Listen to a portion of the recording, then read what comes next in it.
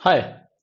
MPPSC का botany का syllabus का पूरा मॉड्यूल हम लोगों ने प्रिपेयर किया है और सबसे पहले हमने इंग्लिश प्रिपेयर किया और उसके साथ साथ हिंदी को भी हम ट्रांसलेट करते चले गए। हम यूनिट वाइज अगर देखते जाएं, अगर आप लोग को, चूंकि कई लोगों को हम इसी तरह से अप्रोच कर पा रहे हैं कि हम वीडियो दिखा रहे हैं उस चीज का, जिनको थोड़ा बहुत सैंपल देखना हो वो गूगल फॉर्म जरूर भरें। नीचे डिस्क्रिप्शन बॉक्स में गूगल फॉर्म भरा दिया हुआ है एमपीपीएससी बॉटनी के लिए स्पेशली। उसमें सभी तरह की डिटेल्स और आपकी जो संभावित प्रश्न है उनके उत्तर भी दिए हुए हैं। थोड़ा सा मैं दिखा दूं। एमपी पहली जो यूनिट है वो है लोअर प्लांट्स की, जिसमें लोअर प्लांट्स के साथ साथ वायरसेस को भी इंक्लूड किया गया है। और यहाँ से हम शुरू करें सबसे पहले ये वायरस की डिजीजेस और जो स्ट्रेट फॉरवर्ड किसकी खोज किसने की टाइप से हमने शुरू किया है। ये इंग्लिश का मैं एक्चुअली दिखा रहा हूँ, हिंदी का भी आप सैंपल मुझसे मांग सकते हैं।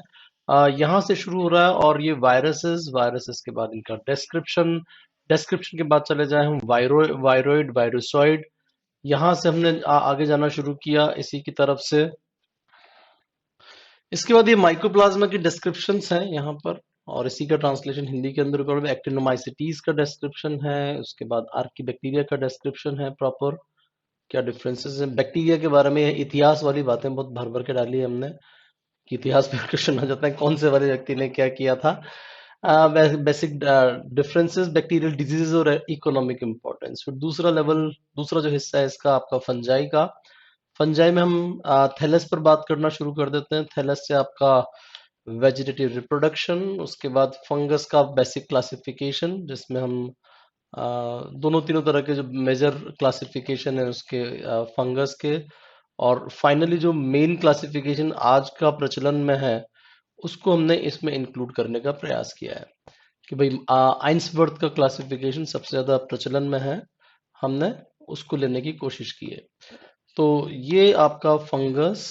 उसके बाद डिस्क्रिप्शन में और आगे जाएंगे। ये आपका फंगस में जाइगोटिना, जो सारा है जाइगोमाइकोटिना। उसके बाद आ जाइए आपका क्लासिफिकेशन में, नीचे आ गए। ये चारों ग्रुप्स बेसिकली हमने डिफाइन किए, बेसिडियोमाइसिटीज। उसके बाद कुछ टाइप स्टडीज को भी इसमें इसलिए लिया है कि आपके जनरल कैरेक्टर्स लिखा हुआ है, अब जनरल कैरेक्टर डिफाइन नहीं होता, तो आप एक एक टाइप स्टडी सबकी करके जाइए, सभी ग्रुप्स की सिर्फ एक एक छोटा छोटा बिल्कुल। फिर थोड़ा सा पुट हमने दे दिया कि important plant disease cause by the fungi. उसमें आपकी लिस्टिंग में कई बार ये छोटे छोटे सवाल होते हैं जो वो एक्सपेक्ट करते हैं कि आप डाइवर्सिटी पढ़ रहे हो तो ये डिजीज जरूर पड़ी होगी, क्योंकि अगली जो यूनिट है वो है पैथोलॉजी। पैथोलॉजी में मजे की बात है, पैथोलॉजी नहीं है, कुछ और खतरनाक झोलझाल है, और वो है इस तरह का। उसमें बड़ा अपने को ध्यान रखना पड़ेगा कि आपको पैथोलॉजी की बेसिक टर्मिनोलॉजी पता होनी चाहिए। तो हमने टर्मिनोलॉजी के लिए प्रॉपर लिस्ट पहले निकाल दी पूरी की पूरी। इस टर्मिनोलॉजी के ठीक बाद हमने रखा है कि मॉलिक्यूलर इंटरेक्शन, होस्ट पैरासाइट का इंटरेक्शन। ये चूंकि इंग्लिश मीडियम का है, हिंदी का भी इसी तरीके का हमारा विकसित किया हुआ है सारा का सारा मटेरियल। उसके बाद कंपटीशन के सारे और मेजर डिजीजेस जो ली हैं हमने मध्य प्रदेश की, वो वही वाली ली है, गेहूं की, बाजरा की, चना की और इनसे रिलेटेड। तो important plant diseases in the Madhya Pradesh, even sugar cane की भी, क्योंकि यूपी, एमपी और राजस्थान की मोरलेस कॉमन है। अगर स्टिल आपको लगता है कि कुछ अलग यूनिक मामला है तो उसको आप एक बार देख लीजिए। उसके बाद आ जाइए डिजीजेस के बाद, थोड़ा सा और इसको शॉर्ट कर दिया जाए। एल्गी, एल्गी में अपने को तीनों चारों ग्रुप की डिटेल्स पता होनी चाहिए, और ये जो मेन तो थैलेस स्ट्रक्चर से रिलेटेड जितना भी कुछ है वो, क्लोरोफाइसी वगैरह जो मेजर जो ग्रुप्स हैं उनके अलावा आप सीधे के सीधे आ जाइए एल्गी में। इनके कंपैरिजंस को जरूर आपको करना, और इकोनॉमिक इंपॉर्टेंस ऑफ एल्गी, बहुत प्यारा टॉपिक है, आपके क्लियरली डिफाइंड है। ठीक है। ये तो ही अपने छोटा मोटा सिलेबस की बात। भैया सिलेबस में और क्या है, सिलेबस में आपके ये दो यूनिट्स के अलावा मेरे ख्याल से मॉर्फोलॉजी टेक्सोनॉमी तो आपको फिर देखने की आवश्यकता नहीं होगी। सबसे ज्यादा इंपॉर्टेंट जो आप लोगों को टेंशन है वो इथनोबॉटनी की है।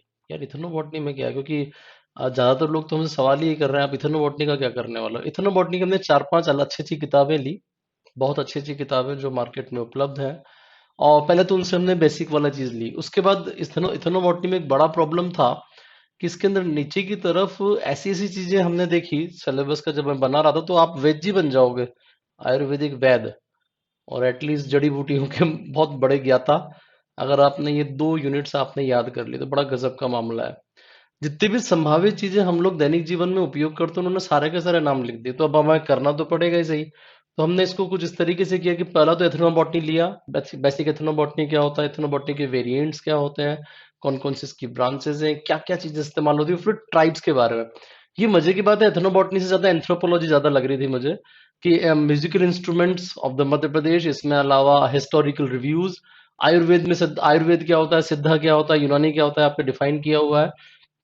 जो आपका स्कोप है वो है एथनोबॉटनी का स्कोप क्या क्या बनने वाला है। मेडिको एथनोबॉटनी क्या होता है, आयुर्वेदिक सिस्टम एग्जैक्टली है क्या, उसके बेसिक से प्रश्न वगैरह इसमें इंक्लूड किए गए हैं। और उसके अलावा आपके ट्राइब्स की बोलियां, जिसमें कि हमने ये इंक्लूड किया है आपकी मालवी, निमाड़ी, बुंदेली, बघेली, और गोंडी पीपल कौन है आपके। सहरिया को भी आप इंक्लूड कर लीजिए, क्योंकि सहरिया राजस्थान के नहीं, आपके यहाँ भी, क्योंकि जो अगर उधर देखा जाए श्योपुरपुरा, इधर की तरफ गुना, इधर की तरफ शिवपुरी, और इधर की तरफ बारां जिला, और थोड़ा सा आप इधर कोटा जिला को भी ले लीजिए, सहरिया इस पूरे एरिया में फैले हुए हैं। तो राजस्थान में भी सहरिया हैं, तो मध्य प्रदेश के अंदर भी सहरिया हैं। इनके बारे में बहुत अच्छे से रहिएगा। ट्राइबल बाजार क्या होते हैं, ट्राइबल क्राफ्ट क्या होता है, उसके बाद छत्तीसगढ़ के भी ट्राइब्स को आप इंक्लूड कीजिए, क्योंकि काफी सारे इसमें ओवरलैप कर रहे हैं। छत्तीसगढ़ पहले मध्य प्रदेश ही था। तो इनके कुछ कुछ ट्राइब्स के बारे में डिटेल्स हमने यहाँ पर डाली, हिंदी में भी यही सब कुछ अवेलेबल है। उसके अलावा जो ट्राइबल एरियाज में कि कैसे ये लोग प्लांट का कंजर्वेशन करते हैं, जैसे आम के अंदर भगवान विद्याधर रहते हैं, अर्जुन के वृक्ष में भगवान ब्रह्मा रहते हैं, आपके निम्बा जो होता है आपका नीम, उसके अंदर इसको आप नीम कहेंगे, नीम के अंदर आपके सांप सट भगवान रहते हैं। तुलसी के अंदर माता लक्ष्मी रहती है, शाम को तुलसी पे दीपक जलाना चाहिए, बिल्कुल जलाना चाहिए। तो इस तरह का जो है। उसके अलावा अलग अलग जो plant conserve by the tribal and their edible purpose, किस किस तरह से ट्राइबल्स की वजह से प्लांट्स का कन्वर्जन कंजर्वेशन होता है, क्योंकि वो उसको बहुत तरीके से इस्तेमाल करते हैं, ऐसा नहीं पूरा का पूरा काट दिया। हाँ, तो उस तरह की इसमें काफी सारी चीजें हैं। कहीं कहीं जहां हमें जरूरी लगा उसको हमने हिंदी में भी इसीलिए डाला है कि यार आपको आइडिया रहे भैया, हर चीज अंग्रेजी में नहीं पढ़नी होती, ठीक है।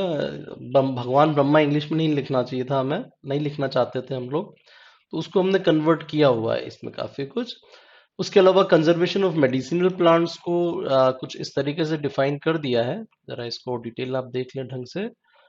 तो ये सारी की सारी आपकी डिटेल्स है।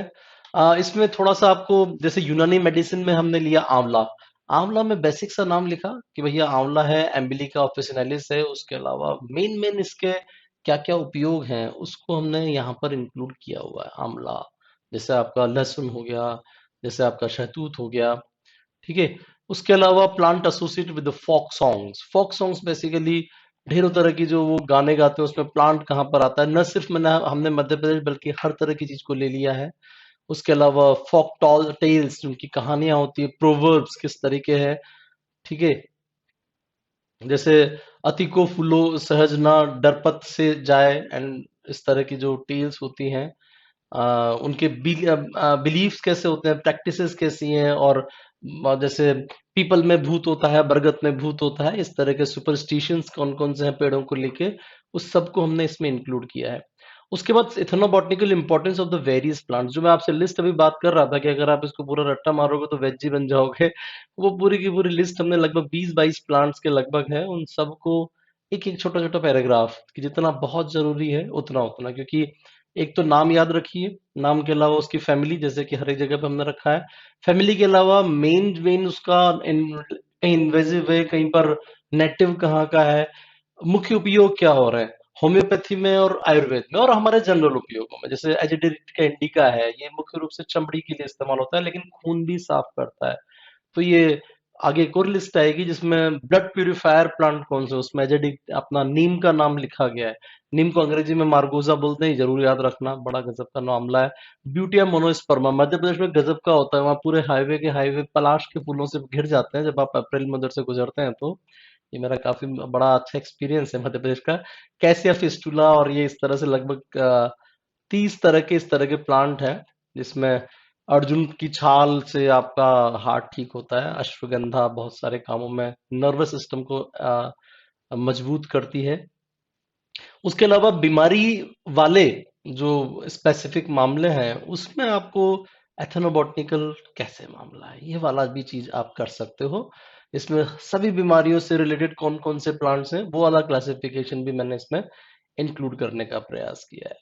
बाकी तो काफी कुछ आप लोग एक बार और सैंपल देखना चाहोगे तो ये मैं बहुत लंबा वीडियो नहीं बनाऊंगा। इसमें आप एक बार एक और वीडियो देख लीजिए जो कि अभी हमने इसमें इंक्लूड कर लेते हैं। टूल एंड टेक्निक लास्ट वाली यूनिट का आप देख लें एक बार। इसमें माइक्रोस्कोपी को इसमें इंक्लूड किया है हमने इस तरीके से, माइक्रोस्कोपी पूरी। उसके बाद यहाँ पर इलेक्ट्रोफोरेसिस, इलेक्ट्रोफोरेसिस के बेसिक यूज कैसे होते हैं, इलेक्ट्रोफोरेसिस के बाद एक बड़ी सेंट्रिफिकेशन, सेंट्रिफिकेशन के साथ साथ ही आपका CDORD आपके कोर्स में क्रोमेटोग्राफी, क्रोमेटोग्राफी के बाद आपका एटॉमिक स्ट्रक्चर, एक अजीब सा टॉपिक इंक्लूड करना इसलिए पड़ा क्योंकि इस पर आधारित आपकी पूरी की पूरी चीजें थी। एक रेडिएशन का टॉपिक आपका पता होना चाहिए आपको कि क्या एग्जैक्टली रेडिएशन है, कौन कौन से रेडिएशन, कौन कौन से रेडिएक्टिव एलिमेंट्स एक्चुअली आप लोग इस्तेमाल करते हो आपकी बायोलॉजी में। प्रोटीन स्ट्रक्चर डिटर्मिनेशन CD और ORD से कैसे होता है, CD-ORD का बेसिक डिस्क्रिप्शन इसके अंदर है। फ्लोरेसेंस स्पेक्ट्रोस्कोपी को दिया है, ultraviolet and visible absorption spectra. उसके अलावा आपका NMR, ये आपके सभी कोर्स की सारी बातें हैं। पैरामैग्नेटिज्म कैसे इस्तेमाल होता है, मास स्पेक्ट्रो क्या होता है, ये पूरा डिटेल मास स्पेक्ट्रो का है। डिटेक्टर्स क्या क्या होते हैं इसके, मोटा मोटा भी अगर आप कर लो ना कि भाई 80% भी अपन ने टेक्निक्स कर ली तो बहुत होता है। एक आध क्वेश्चन छोड़ने के लिए भी रखना है ना, इसलिए बहुत ज्यादा। वेक्टर्स क्या होते हैं RDT में, RDT के वेक्टर्स के बाद इसके अलग अलग टेक्निक्स, मॉलिक्यूलर टेक्निक्स, तो लगभग 162 पेजेस की एक यूनिट है ये। वैसे तो हम लोग सजेस्ट करते हैं कि आप कॉम्बो पैक लें कि वीडियो के साथ जल्दी जल्दी कर लें, बट चूंकि आप लोगों के पास समय नहीं है, सबसे महत्वपूर्ण बात, आप लोग जल्दी जल्दी करना चाहते हो, तो इसलिए नोट्स को भी हमें अलग से क्रिएट करना पड़ा। वैसे कॉम्बो पैक में सभी को वीडियो प्रिंट के साथ देते हैं जो कि कंपैरेटिवली छोटे होते हैं, लेकिन उसके साथ साथ वीडियो करना होता है जल्दी जल्दी। तो ये लाइफ लॉन्ग चलता है, वैसे नोट्स आपके लाइफ लॉन्ग काम आते हैं, तो इस संदर्भ में भी आप इन चीजों को ले सकते हैं। लिंकर्स क्या होता है, ये सारी टेक्निक्स, जैसे PCR का डिटेल डिस्क्रिप्शन हमने यहाँ पर दे दिया, तो सभी चीजों को बहुत अच्छे से एक्सप्लेन करने का प्रयास किया। ये real time PCR, genetic markers क्या होते हैं, आपके AFLP RFLP टेबल जो आप अपन लोग करते हैं कि भाई आपका RFLP RAPD AFLP SSR और CAPD SNPs का डिस्क्रिप्शन कंपेरेटिव तरीके से क्या होता है, वो सारा हमने इसमें इंक्लूड किया है। So this is all about the botany notes. आप और भी अगर डिटेल्स चाहते हैं तो मैं आपको सैंपल सेंड कर दूंगा। इस वीडियो के डिस्क्रिप्शन में आपके पास एक गूगल फॉर्म है, जो लोग भी नोट्स लेने में इच्छुक हैं, गूगल फॉर्म के साथ ही रेट लिस्ट वगैरह सब कुछ दी हुई है, वो आप हमें जरूर संपर्क करें। थैंक